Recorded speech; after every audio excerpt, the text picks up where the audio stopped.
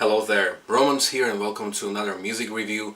I review every album from a viewpoint of a musician, as I am a singer, songwriter and a bass player for my own group Jakobe. And last year we have released our debut album called Pursuits in Life. What makes the record unique is that it's a pretty heavy prog rock without guitars. Instead you have drums, bass, saxophone and keyboards. You can check out two of our singles on my YouTube channel. We're building our own monument and a studio live take of A Way to Oppose.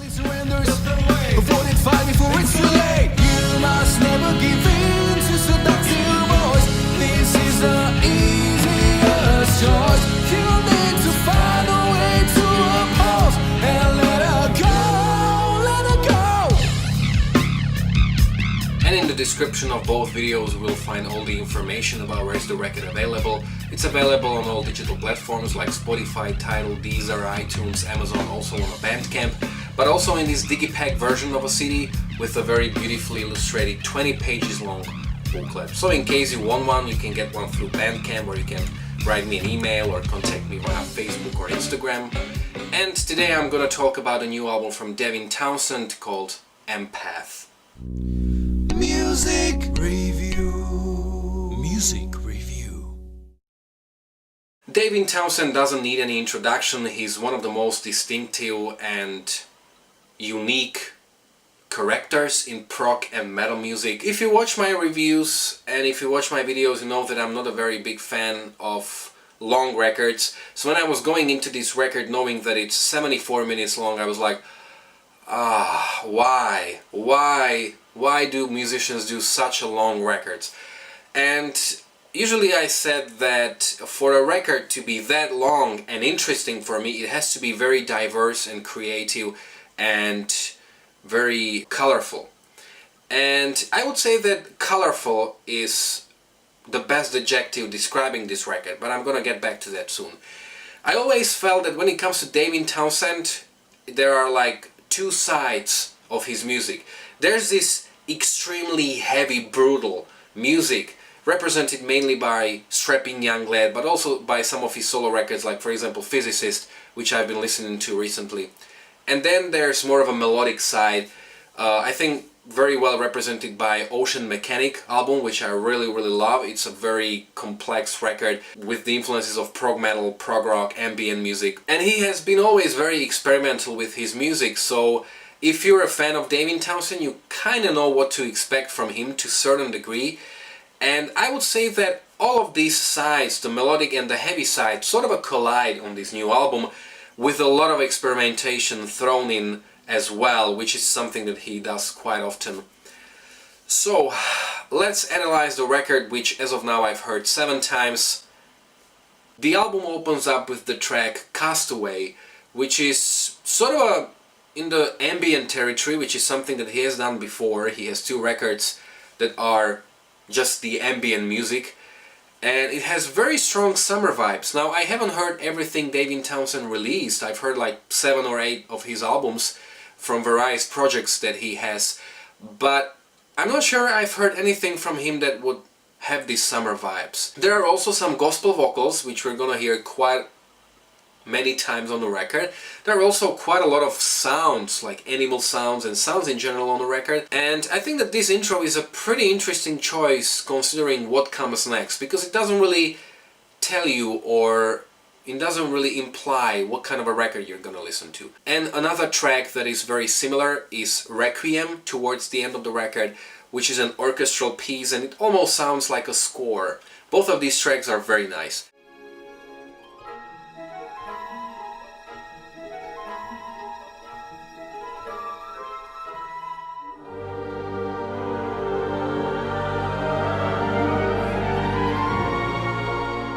The first single released from the album was a song called Genesis, and this song is just all over the place. It doesn't have any fixed structure, even though there appears to be a chorus, and you've got pretty much everything here from rock to prog metal to gospel to electronics to extreme metal, also some orchestral parts, surf rock. So it really represents everything you're gonna find on this record, and I'm not even gonna use any audio samples from that track, as a 15 seconds long audio sample just wouldn't really represent this track. I think it's best to just find it on YouTube as a music video and listen to it. It's a very interesting song, I really like it. Then the second single, Evermore, pretty much goes in a similar fashion. Again, we've got so many influences here from pop through orchestral to metal, and it also maintains those summer vibes.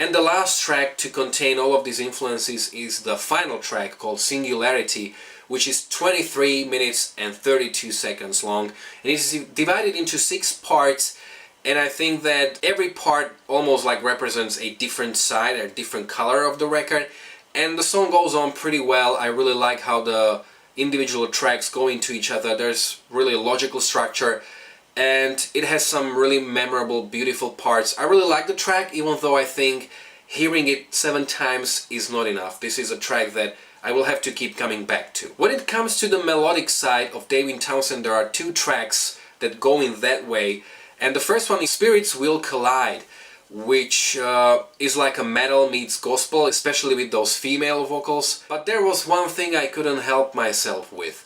Every time the song starts, especially those female vocals, it immediately reminds me of the song Only Time from Enya. This is one of the most famous songs ever, so every time I expect the melody to go in that way, and I can't help but feel a bit disappointed if it doesn't.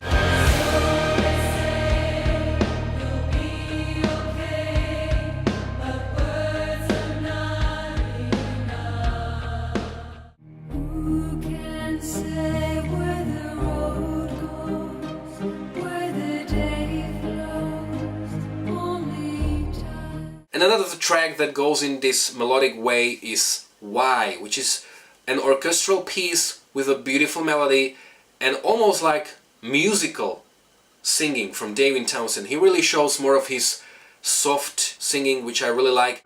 But why run away?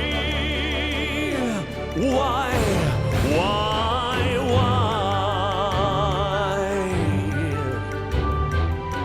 There is, however, one strike of a madman with those brutal death metal growls that appear at one point, and you may just be like, what was that about? The heavy side of his music is represented by the track Hear Me, which is just extreme crazy death metal track, and there's a big contrast between those heavenly-like female vocals and that total annihilation of Devin's screams.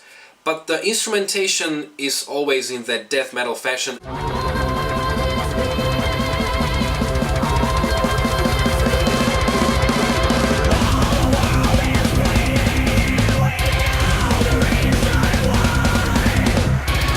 I'm personally not a big fan of that. That is one of the reasons why I'm not sure if I'm ever gonna listen to The Strapping Young Lad.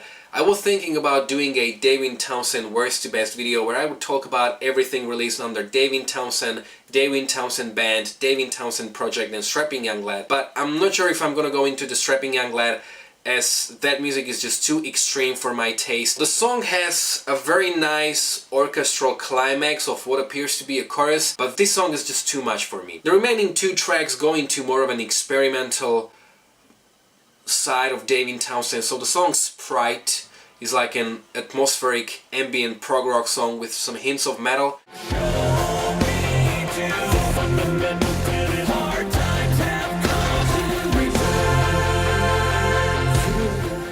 And then we've got 11 minutes long song Borderlands. It starts almost like a reggae song with cabaret-like vocals, and then gets a little more metal in instrumentation but maintaining the atmosphere. There are some pretty melodic and memorable parts.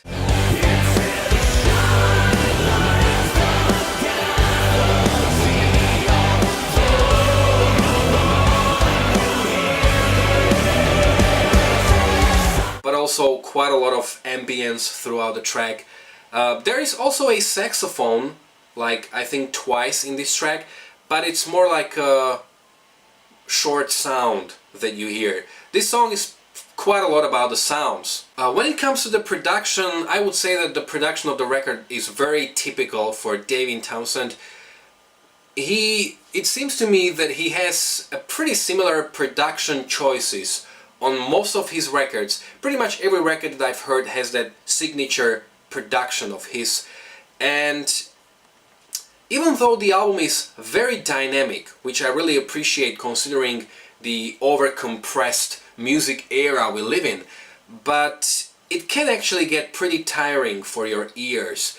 I mean, when I was producing my record, it's a record that's really about sounds and melodies and all that stuff, but I always felt that less is sometimes more, and it seems like this record is about more and more in terms of the sounds. I know that it might have been a conscious decision with certain parts, but it can be a bit exhausting to listen to his records.